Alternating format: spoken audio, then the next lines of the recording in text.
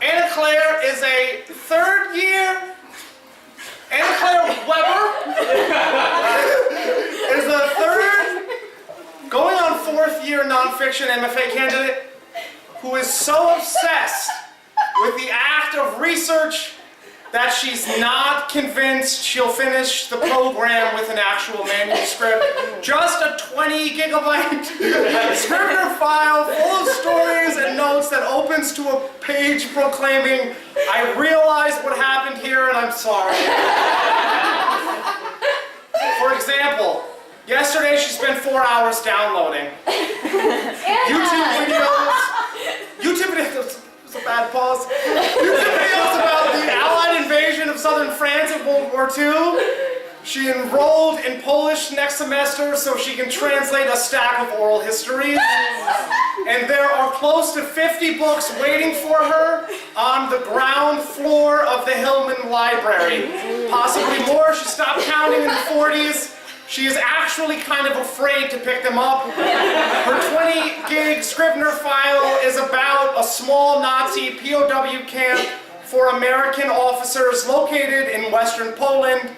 Today, she's reading you a story about the town where that camp is. Ladies and gentlemen,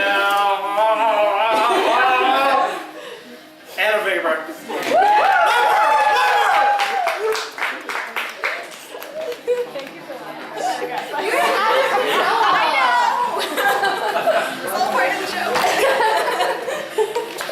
Thank you so much, Tom. I saw that paper and I'm so sorry I didn't realize I had like a novel in bio. So yeah, thank you so much for having me. I'm so excited I'm really sorry this is the first speakeasy I've been to and it's one I'm reading at. I feel like it's kind of crappy on my part, but I'm really excited to be here. So I'm gonna read a quick excerpt from something I've been working on in a workshop. So the camp, I'm going to give you a little bit of background so you kind of get what's going on in the piece. The camp had two names. It was first named OFLAG 21B, and then it was named OFLAG 64. The town is called Schubin. Very small town, like 9,000 people live there today. Far less than that at the time, World War II. The research is focused on the camp and the town and how they interacted with one another in part because my grandfather was there, but now at this time I've spent time there and done a lot of research there, and I've become actually more interested in the town than in the soldiers themselves. This story specifically focuses on the Lewandowskis. And a couple of keywords you need to know. Kriegi is what the prisoners of war would call themselves, the American prisoners of war. In this story, they're British, French, and other allied, plus American, but they're all still called themselves Kriegis. And there's some complicated ethnic history in Poland about Germans versus Poles, so that might get a little bit confusing in the story. I hope it's a little bit clear. So, thank you for listening. For generations, the Lewandowskis have lived on the same street in Schubin. Bravarna, named for the brewery a few houses down. Their house is a 10-minute walk from the town center, past a pizza shop, an ice cream shop, and a small grocer. The patio faces the border of a neglected estate, one that used to employ generations of Lewandowskis. Schubin Wieś, which means Schubin Wood, begins just after the estate, but its border used to be closer to Schubin itself, along the main street to which Bravarna connects. This had put the Lewandowskis' family home outside the town and inside Schubin Wieś, which used to comprise the estate and little else. Half the people in Schubin Wieś are family Longina and Andrzej Lewandowski joke. Longina and Andrzej are the current keepers of an ancestral home. They are a retired couple in their 70s. Recently they celebrated their 50th wedding anniversary. They met working on a nearby beet farm.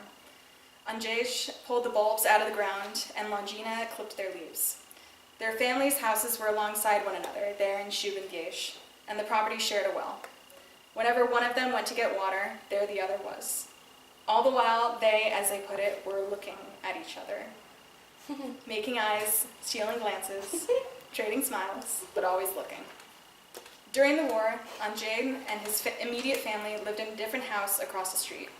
A house that no longer exists. A house that was, like the seat of the Lewandowski family, once a part of the Manor's farm.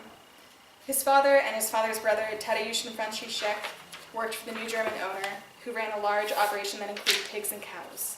Tadeusz and Franciszek were the pig farmers. A German had owned the farm before the war too. He was run out of town at the beginning of the occupation. They never knew what happened to him afterwards. To them, it was the same farm, different German. Tadeusz and Franciszek remain local legend in Schubin. Everyone knows about the pair of brothers who helped 2 prisoners of war escape from O-Flag 21B in a honey wagon, which is a sewage wagon. Franciszek and Tadeusz weren't happy. Somehow the manure they'd been spreading on the fields was being cut with dirt. They didn't understand. The manure was waste from O-Flag 21B's latrine. Where could the dirt come from? But the barrel they picked up regularly from the POW camp and transported to their boss's fields had been getting heavier week after week, and they were having more and more trouble pouring out the contents. Sand and soil blocked the spout at the bottom. Franciszek decided to complain to the German authorities of the camp. The sewage contract the Lewandowski brothers had signed was off if they were going to keep receiving half-useless manure. Nobody's sure precisely how the 2 brothers were tipped off regarding the origin of the dirt, but the man who did it is notorious in O-Flag history. Josef Brix was a Czech who had enlisted in the British Royal Air Force as Joe Rix. Thanks to the closeness of Czech to Polish and his fluency in German, Brix was able to let Franciszek in on an operation, literally underground, underway in the latrine. 30-some Kriegis, approved by X organization, the camp organization charged with planning and coordinating escapes, were tunneling out of the toilet and into a potato field next to the camp. Many of them were repeat escape offenders who would go on to inspire The Great Escape, the film featuring Steve McQueen. For now, they were buried in shit. Franciszek listened to Brix explain himself. Franciszek smiled, tickled at the idea of pulling the wool over the Germans' eyes. Tadeusz agreed, possibly considering future exchanges for their discretion. Perhaps chocolate or cigarettes, both of which could be bartered off for other items around the country. With that, X-Organization welcomed their newest co-conspirators. They weren't the only Poles in Schubin who were aiding and abetting the POWs. Henryk Shalczynski and Stefania Malezinska were 2 teenagers who worked in the center of town and had regular contact with the Kriegis. Stefania was an employee at the general store that the Kriegis frequented under escort. Henryk worked in the bakery, delivering bread to the camp every day at 5 in the morning.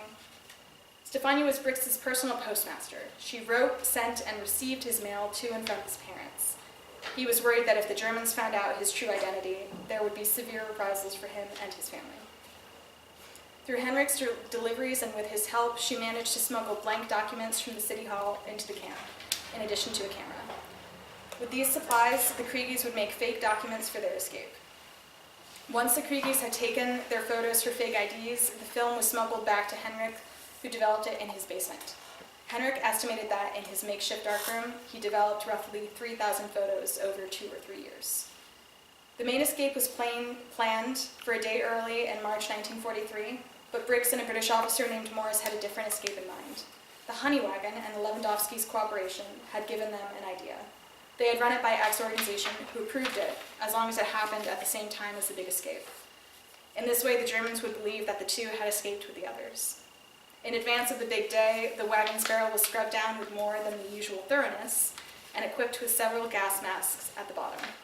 Once the Lewandowskis arrived, Morris and Brix climbed into the barrel and put on the masks. A separate bucket full of waste was placed on top of them. Usually the Germans would check the barrel at the gate, but though the barrel had 2 openings, one at the bottom and one at the top, they wouldn't open the one at the bottom for fear of letting the waste spill out. That day, as the Lewandowski brothers were leaving their horse and wagon to the gate, the other escape was discovered by guards. Distracted and harried, the gatekeepers rushed the wagon through, not bothering to check the interior of the barrel. Their horse, a thin bay, plodded down Adolf Hitlerstrasse. It turned onto Brvarna and headed to the main barn. It was unaware of any difference in the quality of its load. The main barn on the Brvarna estate at the time of the escape, a cow barn, is perpendicular to the manor house. This is where the Lewandowskis hid Brix and Morris for 2 weeks. Up in the loft, bedded in the hay, kept warm during cold spring nights by the heat of the cows lining the floor below them. Every day, one of the brothers' wives, the only other members of the family who knew that the POWs were in the loft, would deliver food, which the women hid in hand-sewn pouches tied below their skirts. This was the same way they'd smuggle extra food to their families from the kitchens where they worked. Once in a while, Stefania would come visit Rick's. One time, he asked to take her on a walk. He borrowed Tadeusz's clothes, spoke pleasantries with patrolling Germans, and even came to Stefania's house to visit her parents, who trembled with fear at the sight of the wanted prisoner. Not because they were afraid of him, but because they were afraid of potential punishment. The two men were never discovered in the loft. Despite the large size of the farm, despite the number of other workers, despite the substantial size of the Lewandowski family, somehow the secret was never discovered. After their 2 weeks in the barn, the POWs would be found on the run and returned to captivity. But there, in the loft, they were safe. Thank you so much.